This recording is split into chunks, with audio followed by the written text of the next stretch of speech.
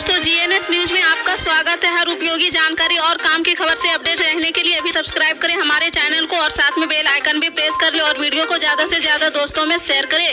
तो चलिए बढ़ते हैं खबरों की ओर।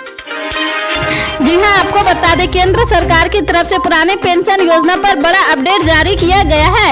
अगर आप भी ओल्ड पेंशन योजना का फायदा लेना चाहते तो आपके लिए खुशखबरी आ गई है। लंबे इंतजार के बाद सरकार ने केंद्रीय कर्मचारियों को ओल्ड पेंशन योजना देने का फैसला लिया है।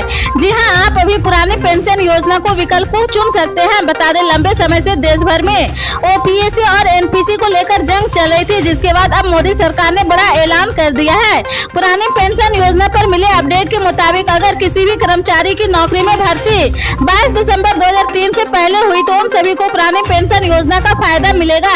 वहीं जिन भी कर्मचारियों ने सरकारी नौकरी 22 दिसंबर 2003 के बाद में ज्वाइन की है उन सभी लोगों को पुरानी पेंशन योजना का फायदा नहीं मिलेगा। उन लोगों को नए पेंशन योजना में कवर किया जाएगा।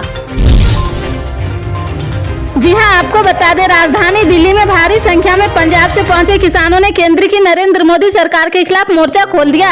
पंजाब से आए किसान संगठन अपने मांगों को लेकर आज दिल्ली के जंतर मंतर पर केंद्र सरकार के खिलाफ प्रदर्शन कर रहे। प्रदर्शन में 5 किसान संगठन शामिल है। किसान एमएसपी, पंजाब में पानी की किल्लत, लखीमपुर कांड में केंद्रीय मंत्री अजय मिश्रा टेनी पर कार्रवाई, पर्यावरण प्रदूषण और लंबित मांगों को लेकर विरोध प्रदर्शन कर रहे हैं। 20 मार्च को राकेश टिकैत ने भी किसान महापंचायत बुलाई है। किसान सरकार के वादा खिलाफी से नाराज है। एमएसपी दर लागू करने, गन्ना मूल्य घोषित किए जाने, किसानों के ट्यूबवेल से बिजली का मीटर हटाए जाने और कई मांगों को लेकर भारतीय किसान यूनियन ने बीते दिनों मेरठ की कमिश्नरी पार्क में महापंचायत का आयोजन किया था। भारतीय किसान यूनियन के राष्ट्रीय प्रवक्ता राकेश टिकैत ने 20 मार्च को किसानों को दिल्ली कूच करने को कहा है, जिसमें महापंचायत में आगे की रणनीति बनेगी।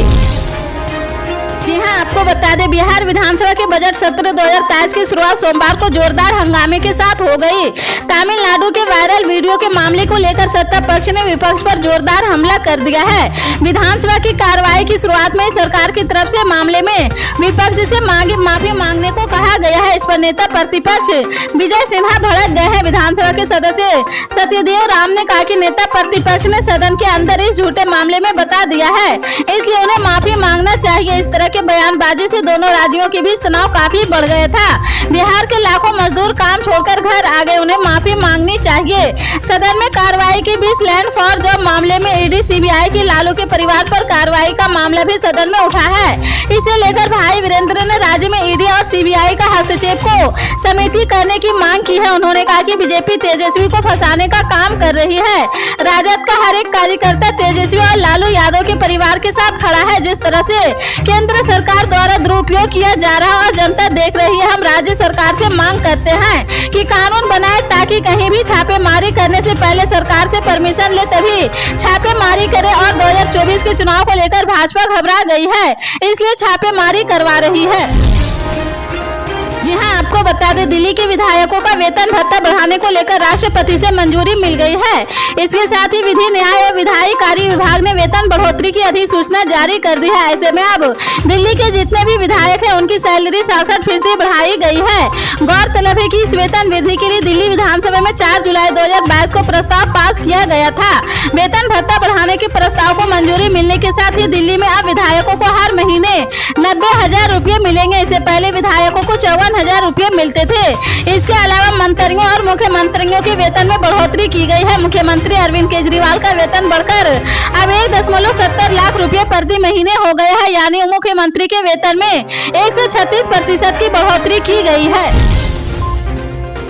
यहाँ आपको बता दें सुप्रीम कोर्ट से केंद्र सरकार को बड़ा झटका लगा है। कोर्ट ने रक्षा मंत्रालय से 20 जनवरी के उस आदेश को तत्काल प्रभाव से वापस लेने को कहा है, जिसमें 4 किस्तों में 1 रैंक 1 पेंशन के भुगतान करने की बात कही गई थी। कोर्ट ने कहा रक्षा मंत्रालय कानून अपने हाथ में नहीं ले सकते हैं। इस पर केंद्र सरकार ने सुप्रीम कोर्ट से कहा कि उसने पूर्व सैनिकों को बकाया और आरपी एरियर का भुगतान एक किस्त में कर दिया था, लेकिन पूरी तरह से भुगतान करने के लिए और अधिक समय चाहिए। मुख्य न्यायाधीश DY Chandrachud, justice PM Narasimha और जस्टिस JB पारदेवाला की पीठ ने इस मामले में सुनवाई की है। कोर्ट में अटॉर्नी जनरल और वेंकट मनी ने कहा कि केंद्र सरकार ने पूर्व सैनिकों को बकाया और आरोपी एरियर का भुगतान एक ही किस्त में कर दिया है, लेकिन आगे के भुगतान के लिए कुछ और समय की जरूरत है। हां, आपको बता दें दिल्ली में सोमवार को न्यूनतम तापमान इस मौसम के औसत तापमान से 2 डिग्री अधिक 17.1 डिग्री सेल्सियस दर्ज किया गया है। भारत मौसम विभाग ने यह जानकारी दी है। IMD के मुताबिक राष्ट्रीय राजधानी में सुबह 8:30 बजे हवा में आर्द्रता का स्तर 86% रहा। मौसम विभाग ने दिन में आसमान में आंशिक रूप से बादल छाए रहने और अधिकतम तापमान 34 डिग्री सेल्सियस के आसपास रहने की संभावना जताई है। दिल्ली में रविवार को अधिकतम तापमान इस मौसम के औसत तापमान में 5 डिग्री अधिक 34.1 डिग्री सेल्सियस दर्ज किया गया था। जी हां, आपको बता दें आज यानी 13 मार्च को फरवरी के महंगाई दर के आंकड़े जारी हो गए हैं। खाने पीने की चीजों के दाम कुछ कम होने से फरवरी में महंगाई दर घटने का अनुमान है। उपभोक्ता मूल्य सूचकांक में बास्कोट में लगभग आधी हिस्सेदारी खाद्य पदार्थों की होती है। बीते महीने अंतर्राष्ट्रीय और घरेलू बाजार में गेहूं जैसे खाद्यान्न के भाव घटे हैं। सरकार ने सप्लाई भी बढ़ाई है। इसका असर खुदरा महंगाई के आंकड़ों पर दिखेगा। देश में जनवरी महीने में रिटेल महंगाई बढ़कर 6.52% पर पहुंच गई थी। रिटेल महंगाई की 3 महीने का उच्चतम स्तर था। यह दिसंबर 2022 में 5.72 और नवंबर 2022 में 5.88 पर थी। 3 महीने पहले अक्टूबर 2022 में रिटेल महंगाई 6.77 थी। वहां पिछले साल जनवरी में यह 6.1% पर रही थी। जी हां, आपको बता दें कांग्रेस अध्यक्ष मल्लिकार्जुन खड़गे ने सोमवार को बीजेपी पर बड़ा हमला बोला है। मल्लिकार्जुन खड़गे ने कहा कि मोदी सरकार के राज्य में कानून और लोकतंत्र का राज नहीं है। कांग्रेस अध्यक्ष ने आरोप लगाते हुए कहा कि नरेंद्र मोदी देश को एक तानाशाही की तरह चला रहे हैं और फिर वे लोकतंत्र की बात करते हैं। विपक्ष के नेता मल्लिकार्जुन खड़गे ने कहा कि हम अदानी समूह के शेयरों के मुद्दे पर जेपीसी के गठन की मांग कर रहे हैं। उन्होंने कहा कि कांग्रेसी सांसद द्वारा जब भी आदरणीय से जुड़े मुद्दों को उठाया जाता है माइक बंद कर दिया जाता है और सदन में हंगामा शुरू हो जाता है। बताते चले कि संसद के बजट सत्र का दूसरा चरण आज से शुरू हो गया है। दिन की शुरुआत में ही लोकसभा में जमकर हंगामा हुआ है। इसके बाद लोकसभा को 2 बजे तक स्थगित कर दिया गया है। वहीं राज्यसभा में भी हंगामे के चलते 2 बजे तक स्थगित हो गई है। जी हां, आपको बता दें उत्तर प्रदेश नगर निकाय चुनाव की तारीख का जल्द ऐलान होने की उम्मीद है। विश्वसनीय सूत्रों की माने तो अप्रैल के पहले सप्ताह में चुनाव की अधिसूचना जारी हो जाएगी। प्रशासन ने निकाय चुनाव की तैयारियों को अंतिम रूप देना शुरू कर दिया है। निकाय चुनाव को लेकर गठित ओबीसी आयोग में सरकार को अपनी रिपोर्ट तैयार कर सौंप दी जाएगी। इसके बाद सरकार जल्द आयोग की रिपोर्ट कोर्ट में देने की तैयारी कर रही है। कोर्ट के निर्देश के बाद ही सरकार ने पिछले वर्ष 28 दिसंबर को आयोग का गठन किया था। इसके साथ ही 31 मार्च तक रिपोर्ट सौंपने का कहा था। यह रिपोर्ट आयोग ने मार्च के पहले सप्ताह में सौंप दी है। ओबीसी आयोग ने वर्ष 1955 से 2022 तक के वार्ड पर कितने लोग ओबीसी समुदाय से चुनाव आए हैं, इसकी भी रिपोर्ट तैयार की गई है। 6 सदस्यीय आयोग में 2 पूर्व IAS अधिकारी भी थे। यहाँ आपको बता दें देश में मौसमी इन्फ्लुएंजा के बढ़ते मामलों के बीच हेल्थ एक्सपर्ट ने फ्लू वैक्सीन ड्राइव पर जोर देने की बात कर रही है।